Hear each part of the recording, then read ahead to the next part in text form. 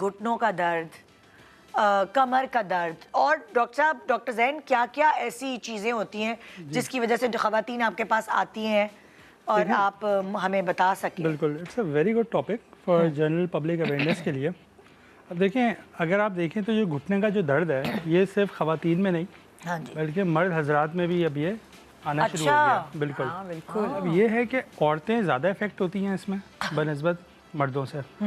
और जब हम ओपीडीज में अपने बैठे होते हैं तो हम लोग ये चीज़ भी देखते हैं, जो यंग फीमेल्स हैं उनको भी ये चीज़ अब यंग एज में शुरू होना स्टार्ट हो गई है, जो घुटनों के दर्द होते हैं।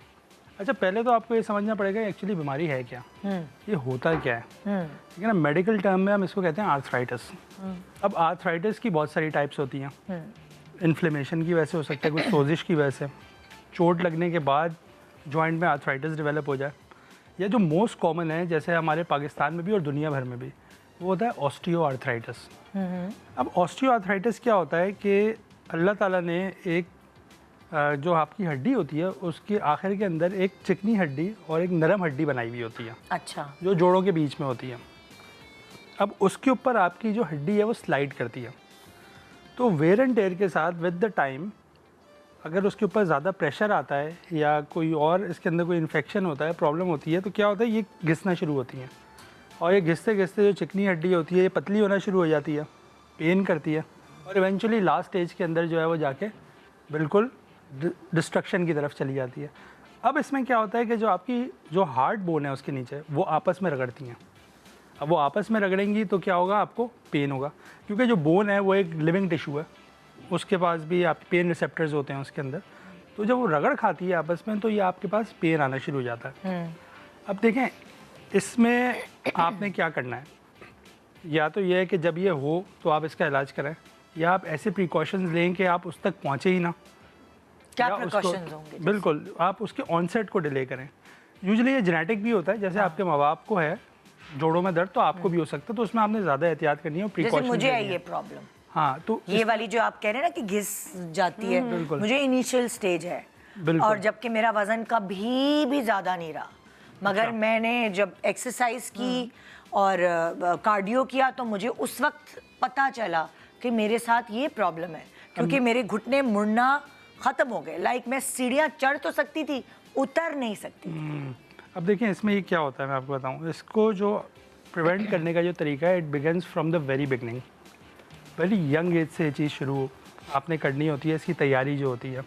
उससे मेरा मुराद क्या है कि आपकी जो लाइफस्टाइल है, आपके जो खाने हैं, from the very young age अगर आप देखें, हमारे यहाँ जंक फूड का कितना रिवाज है। ऑयली फूड होंगे आपके पास, और बर्गर्स खा रहे हैं, और ये प्रोटीन डाइट आपकी है नहीं, बैलेंस डाइट आपकी है नहीं, एक्सरसाइज का कोई रुझान नहीं है। अब कुछ नौजवानों में आना शुरू हो गया है कि भाई जिम विम जाते हैं, अपनी डाइट वाइट का ख्याल रखते हैं, लेकिन हमारे ज़माने में तो बिल्कुल भी नहीं होता था। एक फैशन स्टेटमेंट समझा जाता था, और स्पेशली जो खातून जिम गई है वो तो पता नहीं क्या है भाई, वो तो बहुत ही मॉडर्न है। हाँ। एक ज़माने में ये था तस्वीर। बिल्कुल ऐसा ही है।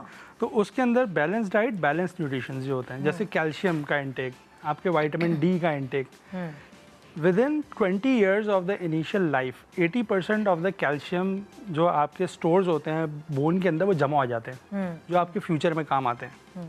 20 ईयर्स 25 ईयर्स के बीच में जो मैक्सिमम बोन डेंसिटी होती है वो आपके पास हो जाती है। अगर ड्यूरिंग दैट टाइम आपकी न्यूट्रिशन अच्छी नहीं होगी और आप फैटी फूड ले रहे होंगे, तो जो आपकी बोन की जो फॉर्मेशन होती है, कार्टिलेज की जो क्वालिटी होती है, वो इतनी अच्छी नहीं होगी। तो क्या होगा, अर्ली लाइफ के अंदर वो एरोड होना शुरू हो जाएगी, घिसना शुरू हो जाएगी जल्दी जल्दी। तो क्या खाना है? देखें, इसमें ये होता है कि बैलेंस डाइट से मतलब ये होता है पोर्शन कंट्रोल आपका जो होता है। आप फैट अपने हिसाब से लें जितना आपको नीड है बॉडी हिसाब से, कैलोरी इंटेक आपके वेट के हिसाब से, प्रोटीन उस हिसाब से लें और कार्बोहाइड्रेट उस हिसाब से लें। हमारे यहाँ जो हम तो समझते हैं दूध पी लें तो कैल्शियम आ जाएगा, ऐसा है? देखें, दूध आपको कैल्शियम देता है, हाँ। दही आपको कैल्शियम देता है, अंडे होते हैं, चीज़ आपको कैल्शियम देती है, आलमंड्स जो होते हैं, बादाम जो होते हैं, उसमें कैल्शियम ज़्यादा होता है। देखिए, कैल्शियम सिर्फ इंटेक इज़ नॉट इम्पॉर्टेंट, उसके साथ आपका विटामिन डी भी होना चाहिए। विटामिन डी जो है वो गाड़ी है जो कैल्शियम को बोन के अंदर लेके जाती है। एग्जैक्टली। अब हमारे पास धूप तो बहुत है, लेकिन प्रॉब्लम यह है कि हमारा विटामिन डी कम क्यों आ रहा है। एक मैं रिसर्च पढ़ रहा था उस दिन, तो उन्होंने साउथ एशिया के अराउंड रिसर्च की थी कि किन मुल्कों के अंदर जो है वो विटामिन डी की कमी सबसे ज़्यादा है। सब धूप वाले मुल्क थे। सबसे टॉप नंबर पे था पाकिस्तान, नहीं, सेकंड नंबर पे आपका था बांग्लादेश, थर्ड पे इंडिया एंड देन नेपाल।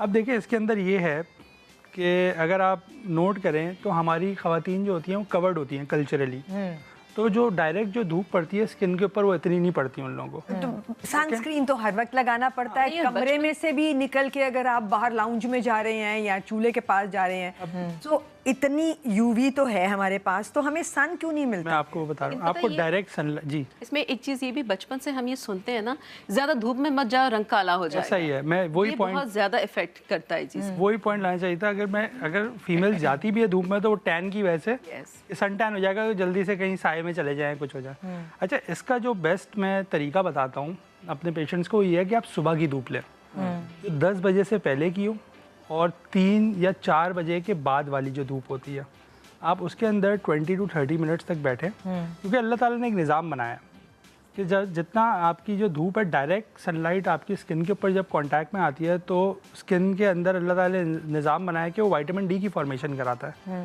और वो नेचुरली आपके पास डेवलप होना शुरू हो जाता है। लेकिन अगर आप नहीं कर पा रहे सारी चीज़ें तो एटलीस्ट आप उसको सप्लीमेंट तो करें।